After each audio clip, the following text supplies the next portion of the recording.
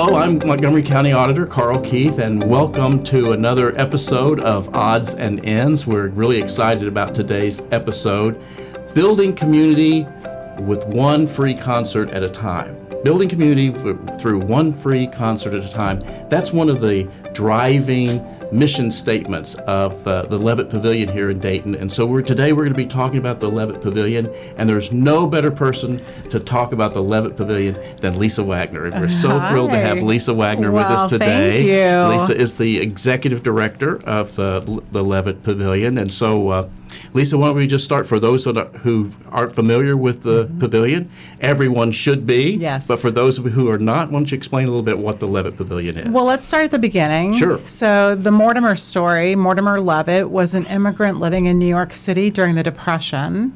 And his father had a cart outside of Coney Island because that's how they made their living. And, you know, Mortimer was always drawn to the live entertainment that he could hear in the distance, but they were so impoverished that he never was really able to have access to that entertainment. Right. And fast forward, he leaves school at a very young age in order to go into the garment industry and work, as many people did during the Depression. But he's a rags to riches, which is such a cool story. By 30, he was a millionaire. And he and his wife, Mimi, philanthropically always gave to the arts in New York City to create access for youth that did not have access to entertainment. Like they were. Like exactly like he had been. In the 70s, they had a home in Westport, Connecticut.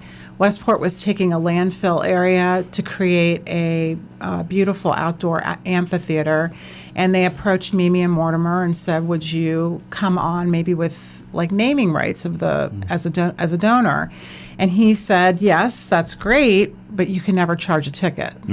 So the model was born in the 70s, and I think that what Mortimer saw happen and unfolding on the lawn was what the buzzword right now is creating this third place of connectivity of, you know, we all go to work and we have home, but there's this third place where we go and we feel connected to one another. And then, of course, it strengthens that social fabric of building community through music. He went on to say, wanted to formalize a foundation, and his dream was that we would have like 30 of these across the United States.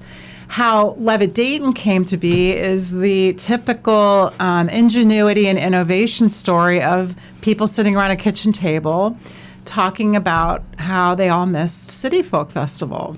Okay. And how City Folk really lifted up local and regional artists, but also was so highly diverse in its genres and celebrating cultures and things like that.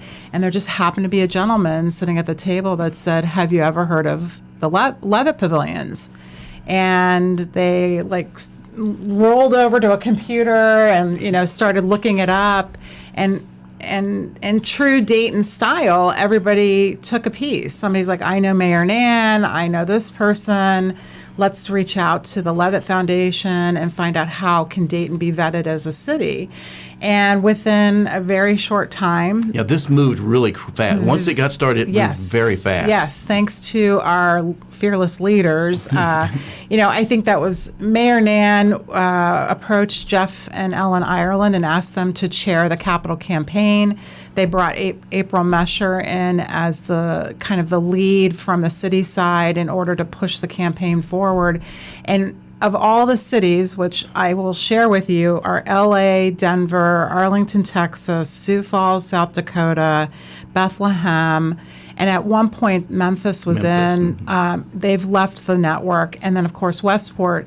Dayton raised their money the fastest in 18 months. And so, you know, it just, I feel so strongly about this community and love it with all of my heart. But, I think it shows the philanthropic heart of our community and how they really saw the need for this and wanted to make it happen. So and the just bought into the concept right from the very beginning. The space, you know, it's in the old Dave Hall Plaza, which was really, when you stop and think of it, it's in the heart of the city, but really unused space for the most part. That is part of the mission and the intent of what the Levitt Foundation strives to do is to take underutilized parcels of land, things that have kind of fallen in disrepair, and really bring them back to life.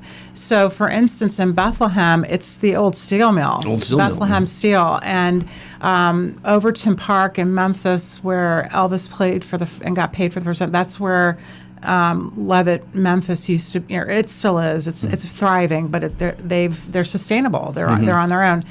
MacArthur Park in LA is where Levitt LA is. So for Dave Hall was the perfect spot because it was part of a greater plan that we were part of the 9. There was a 9-block radius that the city identified as a key revitalization zone. Right. And they saw us as the heart of that. And Dave Hall Plaza, people who don't know, it's near. It's a block away from the Oregon District. It's close to a block from the arcade. Yep. We're right across from the convention center. Yes.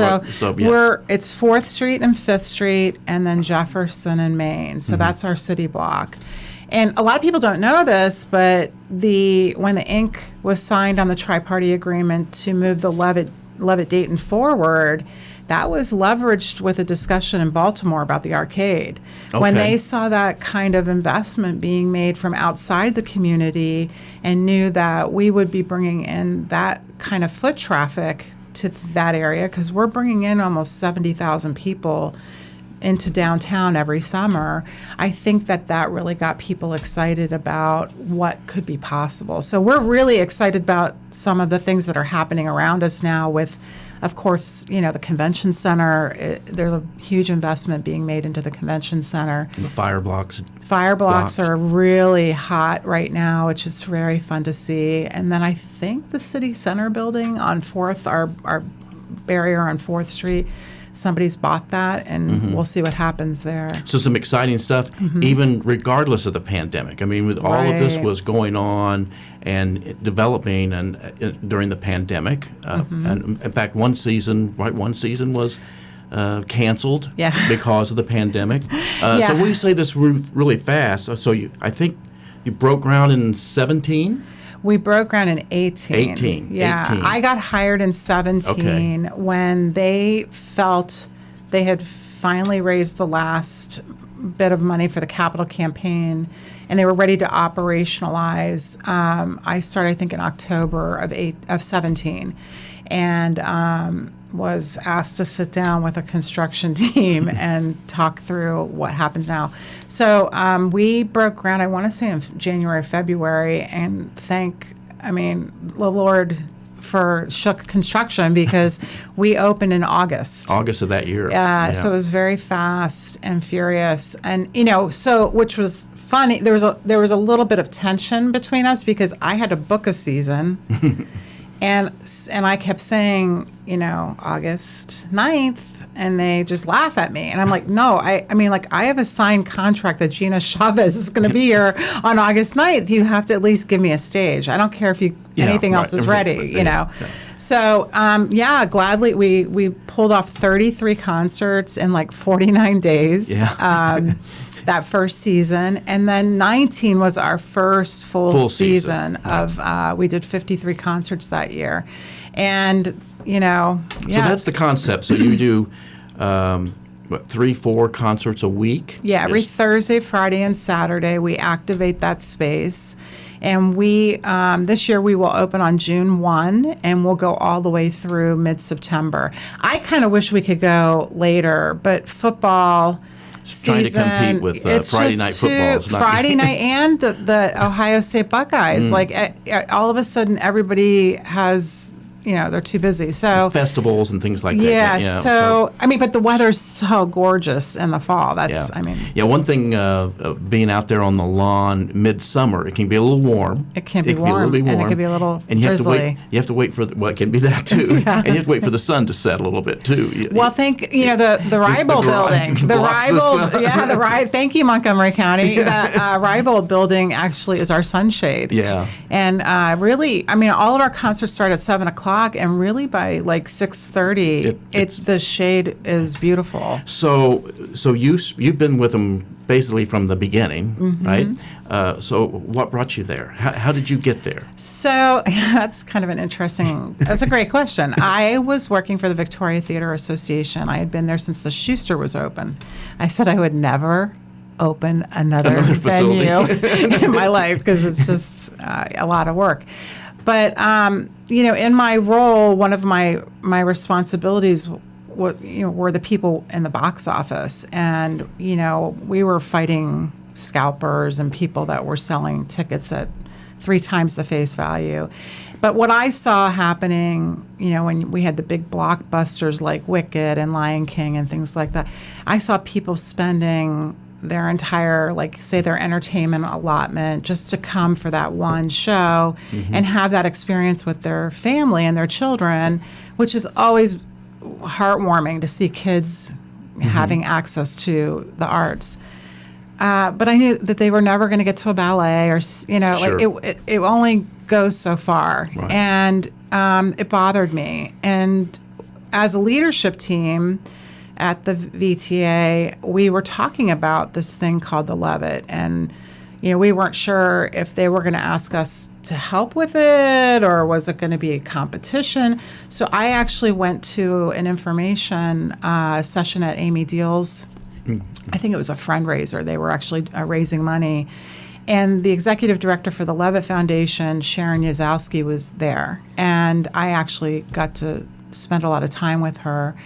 And I had so many great, I questions. I was curious. And when I got home, I said something to my husband. I said, this is speaking to my heart. Honestly, I feel like there's a little bit of a calling in this. And well, that shows.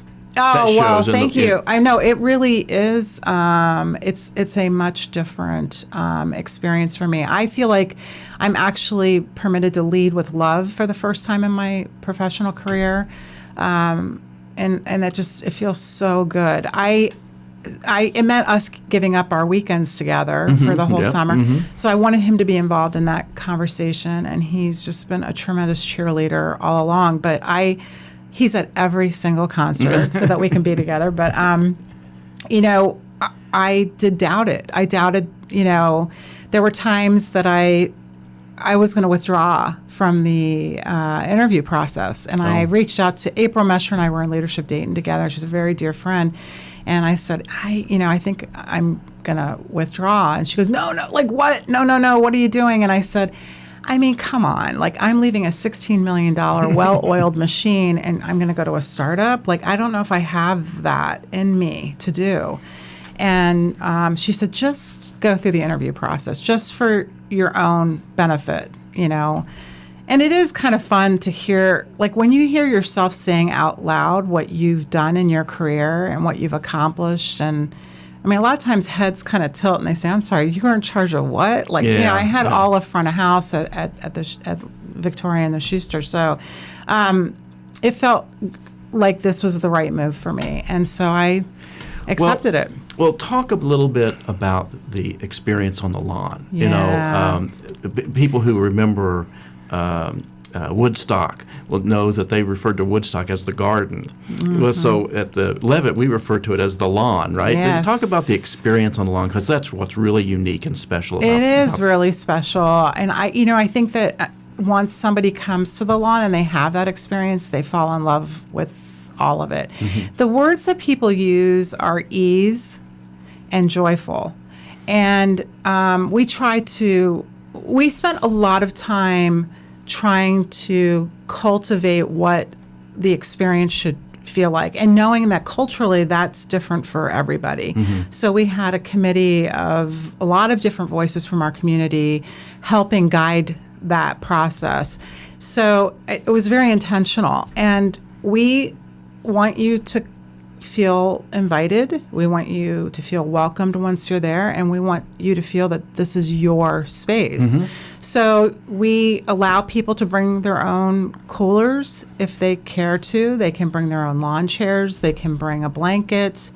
They can bring their puppy dog as long as it's well behaved and on a leash, and they clean up after them, which is a problem in the off season. But and they just find their own space and enjoy it. I think that what actually happens is, and this is kind of the secret sauce across all of the Levitts, is that people turn to each other. They start having conversations.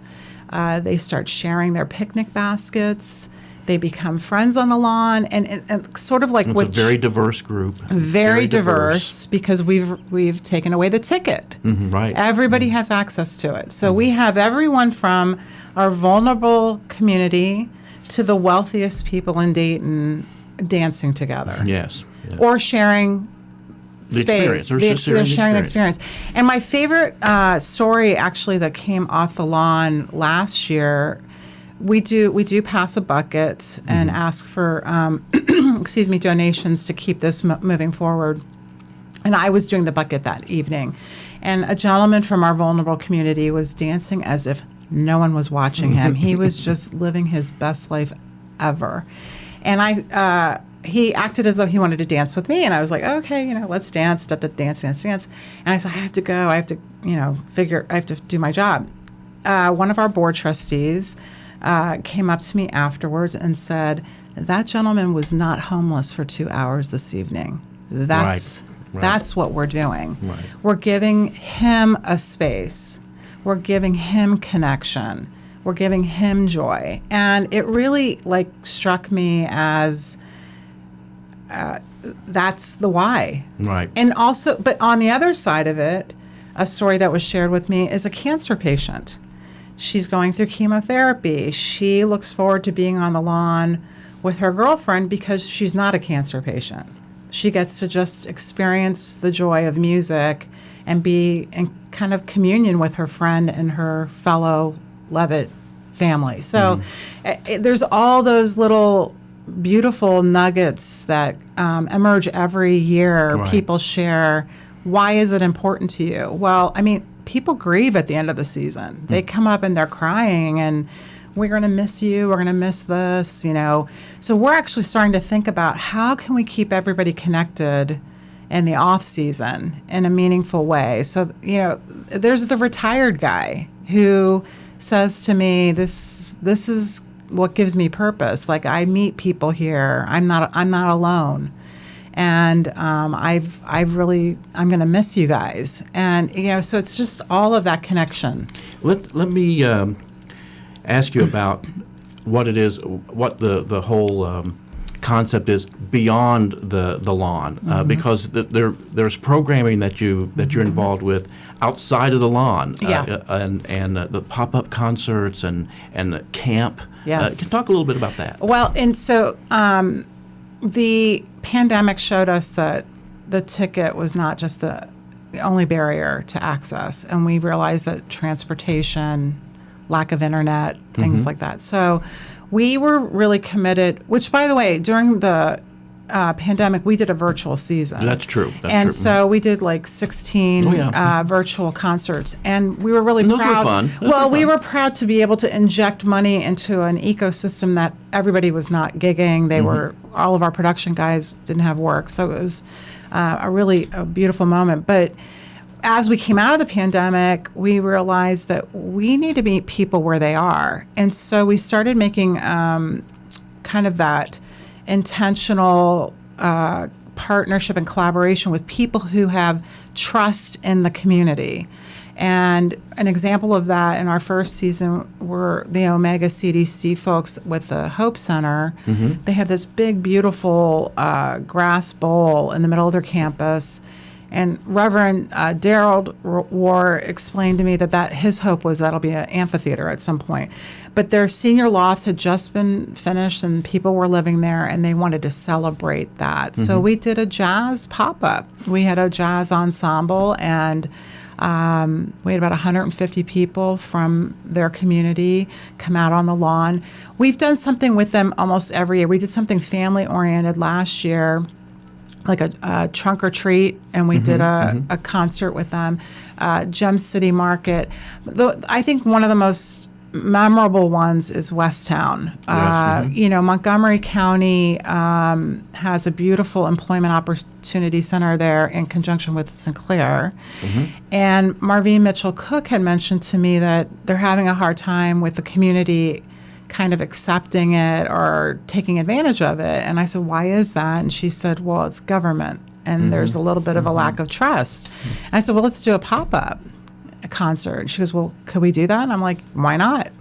So I went to the Dayton Funk All-Stars, and they jumped all over it because funk is from the west side of Dayton. And that's always one of your big they're always a concerts, big concert for us. Big draw. Yes. We've actually been trying to showcase every year that funk history and legacy with some of those bigger acts.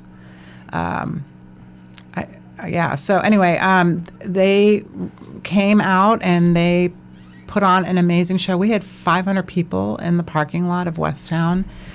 They all I stopped by. I was there that day. Yeah, it was incredible.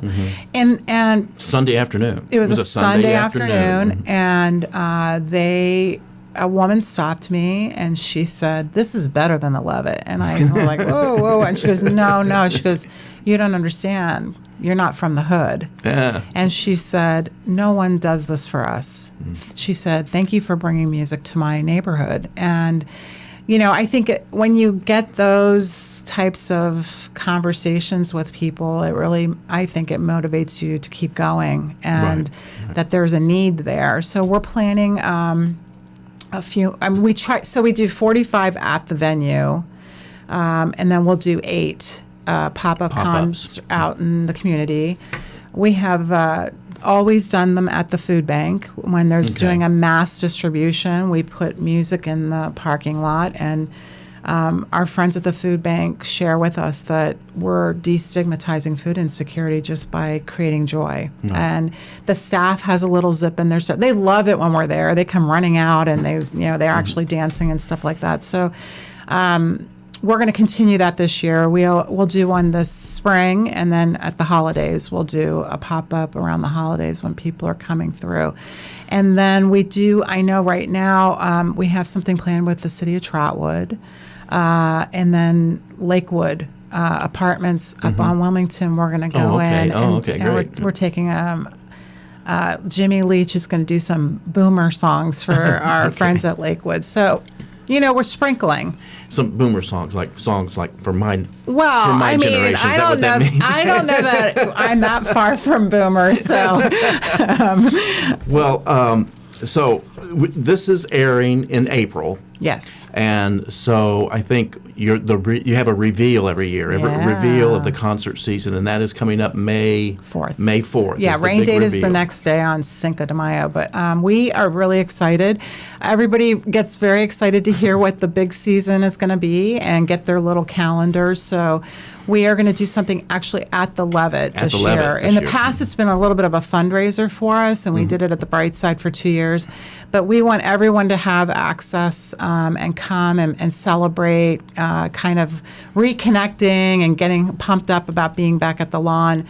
I mentioned, of course, people can bring their own beverages and their own seats to the lawn. We actually also sell beverages and try to have food trucks there for people that may not know, as well as we can rent lawn chairs. So if you want to come downtown and have a good time and you don't want to carry all your stuff, we try to make that an ease of access because we find that people are going out and playing in our beautiful downtown. So before and after. It just makes it a little bit easier for everyone. They don't want to be carrying all this stuff around. The stuff around. So May 4th, I'm excited to tell you that Dayton Salsa Project is going to be our band, but we're going to start some fun activities at 6 with DJ Danny Diaz, and we'll have all kinds of fun things happening actually on the grounds.